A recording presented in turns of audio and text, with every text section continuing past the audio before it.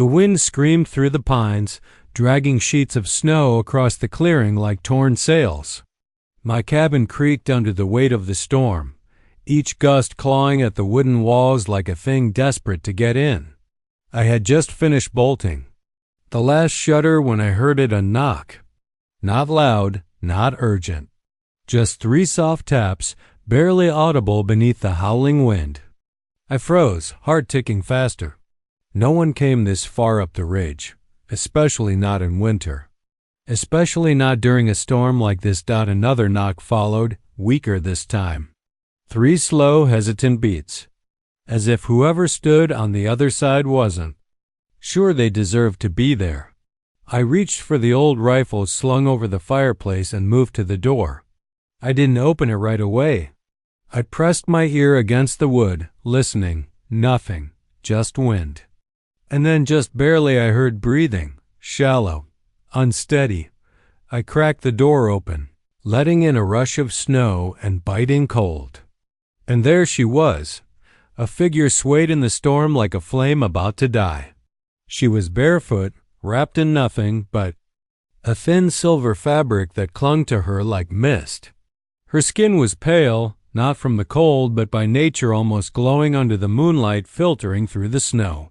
And her eyes, God, her eyes met mine with a strange calmness. Deep violet, like some forgotten flower. There was something infinite in them. She collapsed before I could ask a single question. I caught her in my arms, shocked by how cold she felt, not just chilled, frozen to the bone. I kicked the door shut and carried her to the hearth. The fire burned low, but the warmth was enough to draw color back to her face. I wrapped her in every blanket I had, stripped off the wet fabric, and tossed it into the corner. Her breathing was shallow, but steady. No cuts, no bruises, no frostbite. Nothing to explain her collapse. Just exhaustion, like she'd run from the end of the world and barely made it here. I sat near her through the night, watching as the flames played over her face. She didn't twitch in her sleep, didn't murmur or stir. She lay still, as if carved from snow, and for a long time, I wasn't sure she was breathing at all. When morning came, weak and gray through the slats in the shutters, she was still asleep. I made coffee just to have something to do. When I turned back, her eyes were open, watching me, quietly, not startled, not afraid. "You're not afraid of me," she said, her voice soft, melodic, not foreign, but tuned differently. "I might be later," I said, handing her a mug of warm water. "But right now, I'm more afraid of what would have happened if I didn't open that door." She took the mug with trembling fingers and held it like it was sacred. She didn't sip. Right away, she just closed her eyes, breathing in the steam like it was a memory. "What's your name?" I asked. She stared into the fire for a long moment. When she finally spoke, her voice was almost too faint to hear. "Sarah." "And where did you come from, Sarah?" She didn't answer. She just kept staring into the flames, as though she was trying to remember a dream that was slipping through her fingers. Something about her felt like a secret trying not to die. The storm had passed by morning, but the silence it left behind was worse. The forest outside my cabin, usually alive with the creak of trees or the distant crack of settling ice, had gone still, not quiet, empty, like something had walked through in the night and taken the sound with it. Sarah hadn't moved from the spot by the fire. She sat wrapped in layers of wool, her violet eyes watching the flickering flames, unblinking. I made eggs and bread, slid a plate toward her, but she didn't reach for it. Instead, she was running her fingers over the wood grain of the floor, slow, deliberate strokes, like she was reading a language carved into the grain. When she finally did touch the bread, it was with both hands, cradling it like it was precious. She sniffed it, brushed her cheek against it, then took a bite so small I thought she hadn't eaten at all. "Are you all right?" I asked, more curious than concerned. She looked at me. Not startled, just considering. "This tastes real," she whispered, like that was a surprise. It is, I said. Made it myself. Her gaze drifted back to the flames. No, she said after a moment. You don't understand. I haven't tasted anything real in I don't know how long. That made the hairs on my arms rise. She wandered the cabin after eating, moving from object to object like a child seeing the world for the first time. Her fingers danced across metal tools, pages of books, the handle of a kettle. She'd pause. Sometimes close her eyes and exhale like the contact alone was overwhelming. She didn't speak unless spoken to, and even then her answers were short, cryptic, or entirely unrelated. When I found her staring into the cracked mirror in the bathroom, her expression turned brittle. She reached out, almost touched her reflection, then flinched and turned away. That afternoon, I asked her what happened to her feet, how she ended up barefoot in a blizzard with nothing but a strip of silver fabric to her name. She didn't answer. Instead, she sat beside the fire again, legs folded beneath her, and clutched the crystal pendant at her neck. It glowed faintly now, like a heartbeat in sleep. She whispered something I didn't catch, words that felt more like vibrations in the room than sounds in the air. I stepped closer. What did you say? I said. It's getting closer. I froze. What is? She looked at me, not with fear, but something more dangerous certainty. The thing I'm hiding from. Later that night, I awoke to cold air brushing my face. The fire was out. My breath fogged in the dark. The front door was open. I grabbed the rifle and moved outside, boots crunching softly over fresh snow. And there she was, Sarah, standing barefoot again, just beyond the tree line, in the dead snow. The wind didn't seem to touch her. She was looking up. I followed her gaze. Only stars. Thousands of them, glittering, eternal. But she looked as if she saw something else, something behind them. You'll freeze, I called gently. She didn't turn around. Not tonight, she said, when she finally did face me. Her skin shimmered under the starlight, and the pendant around her neck pulsed brighter, faster. I shouldn't have come, she whispered. But I didn't have a choice. Why? What are you running from? She didn't answer. Not then. But in the dark of the forest, something moved. Not with footsteps, but with presence. The trees shifted. The silence thickened. She gripped my hand suddenly, fiercely. If it finds me here, you'll die too. She turned and walked back to the cabin without another word. That night I barely slept. The fire burned strong, but I couldn't shake the feeling that something out there was watching, waiting, listening. And Sarah. She didn't sleep at all. She just sat by the fire, eyes glowing faintly in the dark, whispering again in that same language I still couldn't hear, yet somehow felt. The third morning began with frost on the inside of the windows. Not just fog or condensation frost. Delicate lace patterns etched in looping spirals that stretched across the glass like veins. I pressed my hand against the cold surface. The design didn't melt beneath my touch. It twitched. I jerked back. Sarah was already awake. She hadn't slept. I was sure of it now. She sat in the center of the cabin's main room, legs folded beneath her, the blankets discarded. The crystal on her chest pulsed brighter than ever before, its light forming a faint, rhythmic glow that spilled across the wooden floor. I didn't speak. I just watched. She was drawing in ash. She had taken soot from the fireplace and was marking the floor in a spiraling pattern that reminded me of the frost on the windows. Her fingers moved quickly but deliberately. Symbols emerged, not letters, but loops, knots, and crosses that never quite stayed still in the corners of my eyes. What are you doing? I finally asked. Her response was calm, too calm. Marking. Thresholds. For what? So it can't just walk in. I swallowed hard. It? She didn't answer. Instead, she looked up at me, eyes glowing faintly now, the violet deepening to something darker, older. The hollow has no shape, but it always finds a way in, through memories, through fear, through people who open doors. I thought of the knock, that hesitant, uncertain sound. You didn't open the door for me, she added. You opened it for something you didn't know was listening. The cabin suddenly felt too small. Later that day, I found her outside again, barefoot as usual, though she showed no signs of cold. She was standing in front of the shed, staring at the old axe embedded in the chopping block. She reached out, brushed her fingers against the metal, and whispered something. The axe split in half down the center without a sound.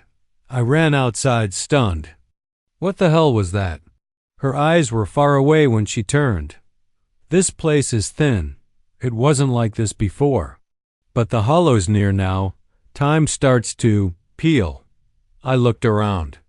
The wind was dead still, but the trees swayed. That night, I heard something inside the walls, scratching, not mice, not wind, rhythmic, intentional, speaking. It sounded like claws dragging across beams and patterns.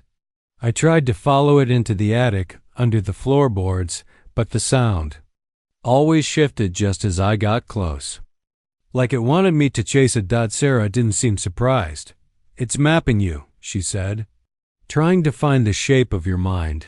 Once it knows you, it can become you. You're not making sense. She looked at me like she pitied me. You asked me to stay, but you didn't ask what I was. That night, she opened her hand and showed me the crystal. It was no longer smooth.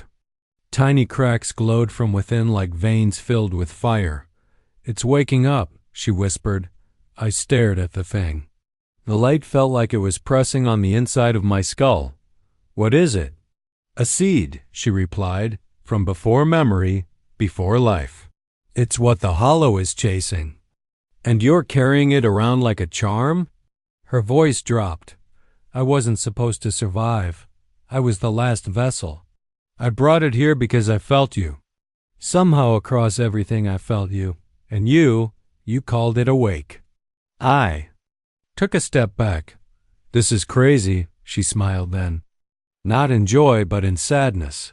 No, this is real. Everything else, the snow, the cabin, your fear, that's the dream. The windows cracked down the center. Not from temperature. From pressure, a sound bloomed in my ears, not noise absence. A growing silence that swallowed the fire's crackle, the creak of wood, even the beat of my heart. Sarah's eyes went wide. It found us. The fire went out all at once, not dimmed, extinguished. Snuffed by a presence that hadn't yet entered the room but already owned it. I leapt from my chair, but the cold hit me like a blow to the chest. Not the cold of weather, but of space. Between stars, ancient, empty. Hungering. Sarah stood in the center of the room, crystal in hand, breathing fast and shallow. Don't move, she whispered. Her voice trembled not from fear, but from strain. It's pressing against the barrier. What barrier? I asked, my voice barely a whisper. She raised her free hand and pointed at the door. Symbols. She'd drawn in ash earlier, now glowed red hot, forming a lattice that pulsed in rhythm with the crystal in her palm. It can't pass through that. Not yet, but it's testing me, testing you. My legs wanted to run. My hands wanted to grab the rifle. But something deeper than instinct told me both were useless. Talk, I said. All of it. Now, she looked at me, really looked, and nodded. I don't know where to begin, she said. Begin at the truth. She lowered herself to the floor, eyes never leaving the door. My name isn't Sarah. Not in any language you'd understand. My people, we don't have words. For names. We have pulses, frequencies. But you can call me Sarah because that's what I wore when I came through. Came through what? She looked up at the ceiling as though she could see the stars beyond the wooden beams. The veil. It separates what is from what isn't. My people live just beyond its edge. in a realm where time flows sideways and memory is architecture. We were stewards of something ancient, a crystal seed. Not made, not born, found. She opened her hand, revealing the crystal again. It pulsed like a second heart. This is the last one. We don't even know what it truly is. But we know what it does. What does it do? I asked. It remembers, she said simply. It holds the blueprint of everything life, death, stars, minds. All the possible versions of what could have been. And it creates from those memories. The room trembled. I staggered, grabbing the wall to steady myself. Creates what? Worlds, she said. Spirits, dreams, or nightmares. It depends on who's holding it. I stared at the crystal. And the hollow? She closed her fist tightly around the pulsing stone. It was once a mind like ours, vast and curious. But it reached too deep into the seed. It saw everything past, future, possibility, ruin. It unraveled. It forgot itself. Now it consumes. Consumes what? Everything. Stories, people, moments. It erases until nothing is left but the echo. Something scratched at the windows. I turned. No shape, no face, just shadows, stretching like arms, dragging across the wood like hunger given form. You said you felt me, I whispered. Across the veil. Why me? Sarah's expression softened, and for a moment, the light in her eyes dimmed. Because in every possible version of everything I saw, you were the only one who opened the door. The cabin shuttered. The doorframe cracked from top to bottom. The barrier of ash blazed like a wildfire, but the fire made no heat. You have to take it now, she said, stepping toward me. The seed. I backed away. No, you said it changes whoever holds it. She reached up and placed it gently in my palm. That's the point. The moment it touched me, the room rippled. I felt myself expand, not grow. Expand like suddenly remembering every version of myself I had ever been or ever could be. I dropped to my knees, gasping. Do you feel it? She asked, voice breaking. I looked up. My hands glowed. Not with fire, but with memory. I remembered her. Not just here, but in 1,000 places. A temple carved in stone, a spaceship burning in orbit, a dying beach where she bled silver into the tide. You were in all of them, I murmured. And I was always the one who ran. She smiled, tearful. But this time, she said, you stayed. From outside came a whisper, not a voice, a deletion. Like a word removed from a sentence. Like something sacred vanishing in reverse. Sarah kissed my forehead. Forgive me. Before I could stop her, she stepped outside into the void. The door swung shut behind her, and the silence collapsed inwards like a dying star. I didn't hear her scream. There was no impact, no cry, no struggle, just silence. A total silence that rang louder than any thunder ever could. The kind that presses against your bones, wraps around your thoughts, and dares you to move. I didn't. Sat there, on the floor of the cabin, the crystal burning cold in my palm, and knew she was gone. Not dead, erased, pulled into the hollow like breath into a vacuum. The symbols around the door had stopped glowing. The warmth of the room had vanished with her. And still I didn't move. The fire didn't restart. The wind didn't return. Time didn't tick. It took me hours, maybe longer, to realize the world outside hadn't just gone quiet. It had stalled. I opened the window just enough to peek out, and what I saw made my stomach lurch. The snowflakes had frozen mid-air. Suspended like dust in glass, a bird, mid-flight, hung motionless above the trees. A shadow without sound. I slammed. The window shut. My breath fogged the air. The cabin no longer felt like shelter. It felt like a bubble. A last breath held in a drowning world. And in my hand, the crystal pulsed. Faster. Brighter. I wrapped it in cloth and shoved it into my Coat. I couldn't explain why, but I knew staying still meant death or worse, forgetting. The kind of forgetting Sarah warned me about. The kind where even your name fades like smoke. I packed quickly: food, water, matches, the old revolver I hadn't used in years, and left the cabin behind. The moment I stepped past the threshold, time resumed. The snow fell. The bird flapped once and vanished over the ridge. The cold bit into my face like knives, but it was real, and I welcomed it. The forest looked the same but felt wrong. Trees seemed too tall. Shadows fell in directions that didn't match the sun. I walked fast, keeping to old hunting paths, boots crunching through snow that whispered beneath each step. It was around midday when I saw the first one. A man standing in the trees, maybe 30 feet away. Still. Expressionless. His face.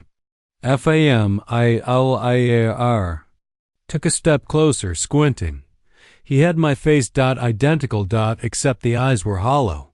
No irises, just sockets filled with endless dark. He smiled slow and unnatural and pointed at the ground beside him.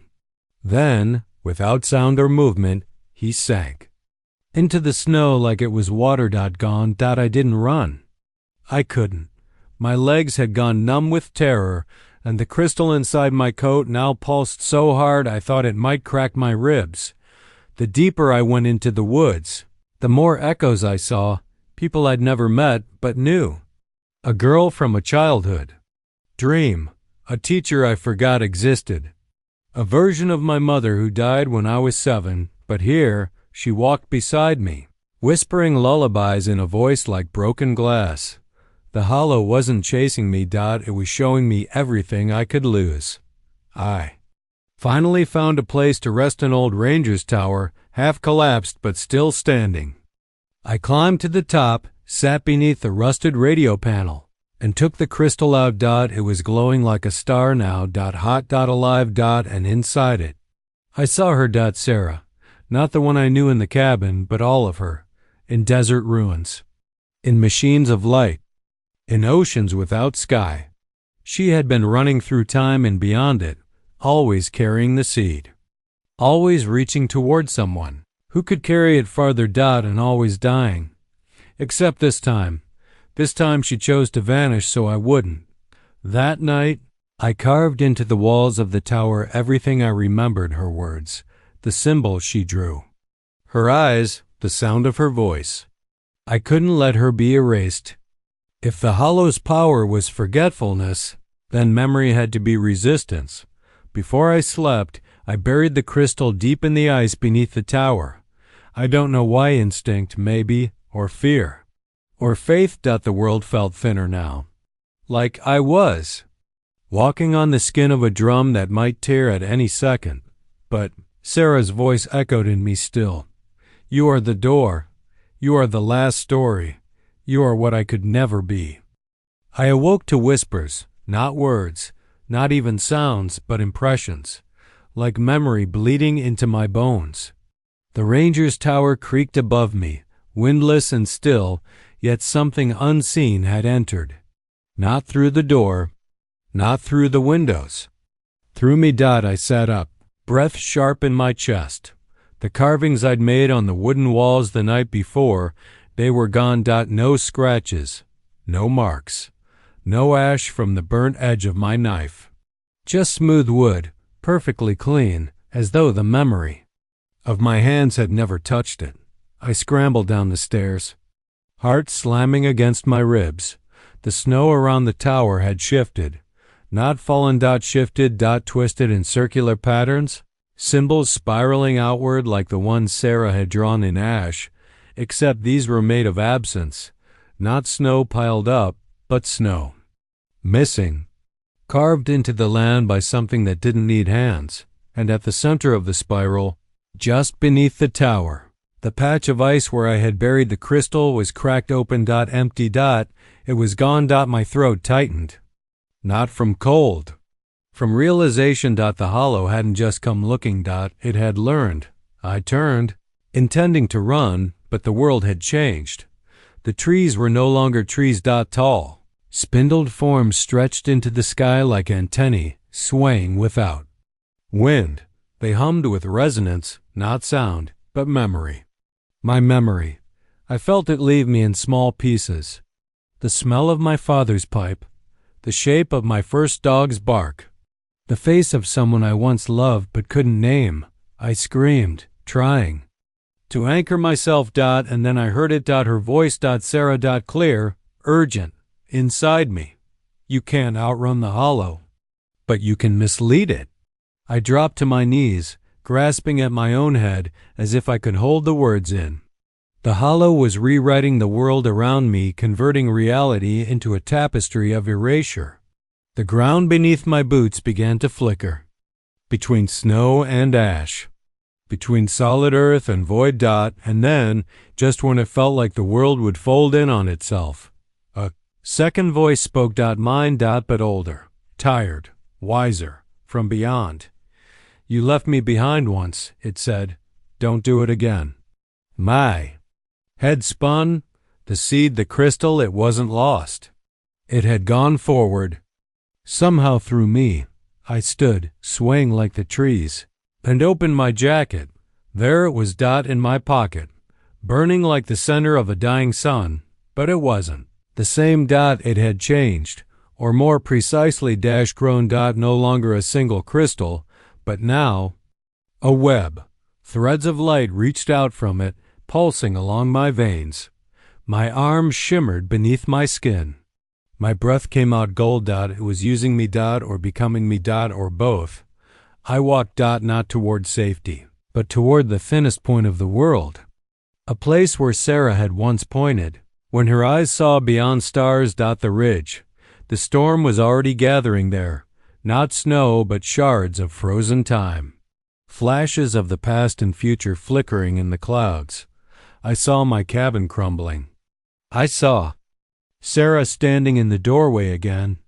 I saw a version of myself turning away, never opening that door. You are the only one who stayed. Her voice again, this time, not as echo, but as presence. And then I saw her, not ahead of me, beside me. Walking through the mist, her silver wrap torn and trailing behind like a comet's tail, her hair full of static, her face burning with the light of galaxies. You were never just the bearer, she said, without lips moving. You were always the threshold. What does that mean? I asked, breathless. She touched my forehead, and the storm parted around us. You are not meant to save the world, she said. You are meant to restart it. I dropped to my knees. The hollow surged overhead, an endless maw of shadow and silence. It twisted across the sky, swallowing stars, unraveling the fabric of night like thread from a spool. Sarah placed her hands on mine. Open the door, she whispered. I didn't understand until I looked at the crystal again. It wasn't glowing. It was pulsing in time with my heartbeat, and it was no longer waiting for the hollow to find it. It was calling. I can't hold it back, I said. You're not supposed to, she said, leaning close. You're supposed to let it in and then lock it inside. The final light from the seed flared. The hollow descended. I closed my eyes, and I opened the door. Light doesn't make a sound. Not really. But when I opened the door inside myself, when I let the hollow in not as an invader, but as a guest, there was a sound. A rush, like wind being born for the first time. Like time cracking open. Like everything forgotten in the universe screaming all at once before falling into silence. And then, just stillness. I stood on the ridge, arms outstretched, the crystal buried in my chest now, no longer separate from me. My body had become its shell, its cage. Or maybe its soil. The hollow crashed into me like a wave of cold ink, all-consuming.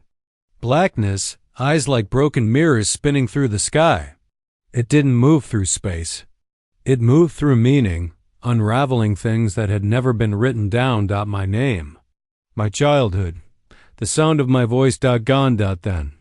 The light inside. Me answered dot, and the hollow screamed dot, not in pain. In recognition dot, it had been here before. Long ago, when the seed was whole, before it split and scattered and slept. It remembered what it once was, not a destroyer, but a seeker.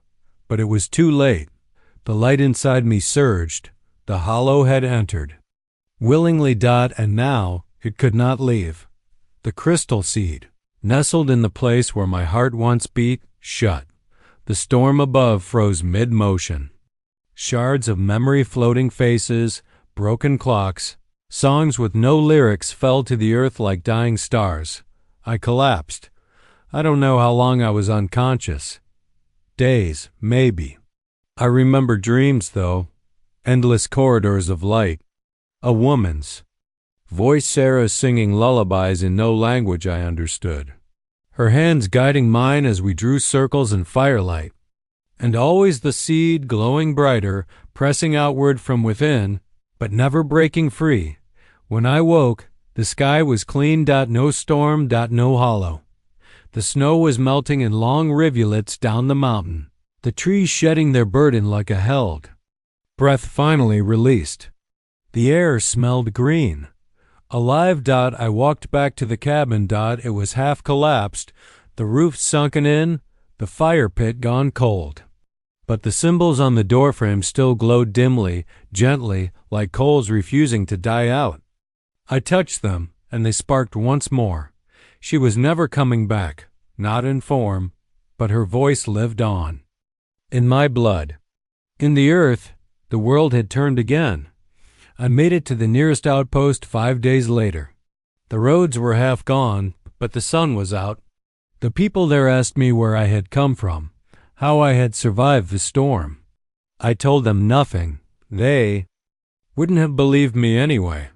Sometimes, even now, I feel the hollow inside me shift. It doesn't want out, not anymore. It remembers what it once was, a seeker of beginnings, a vessel of possibility. Me? I'm no longer a man. I'm a keeper. Of the seed, of her, of what comes next.